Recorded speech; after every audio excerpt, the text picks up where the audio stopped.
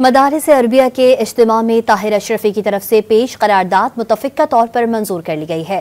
मजीद जानते हैं don news के नुमाइंदे इरफान सदुज़ई से। जी इरफान, बताइएगा करारदाद में क्या कहा गया है? करारदाद में कहा गया है कि आज का जो इजलास है वो हुकूमत पाकिस्तान से मुतालबा करता है कि मौजूदा जो निज़ाम मदारिस है इसको बरकरार रखा जाए और किसी भी सूरत DGRE के निज़ाम को ख़त्म नहीं करना चाहिए और मदारिस को निज़ाम तालीम से ही वाबस्ता रखा जाए।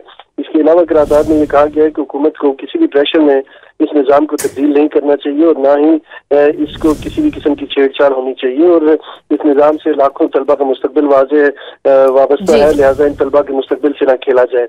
इसके अलावा करारदाद में यह भी कहा गया कि किसी भी किस्म की कानून साजी के हवाले से तमाम मदारिस के जो बोर्ड्स हैं उनके कायदीन से मुशावरत की जाए और किसी भी सूरत मौजूदा निज़ाम को तब्दील करने की कोशिश काबिल कबूल नहीं होगी। और जितने भी शुरका थे आज के इस इवेंट में उन्होंने ये कहा कि हुकूमत को किसी भी किस्म के दबाव में नहीं आना चाहिए।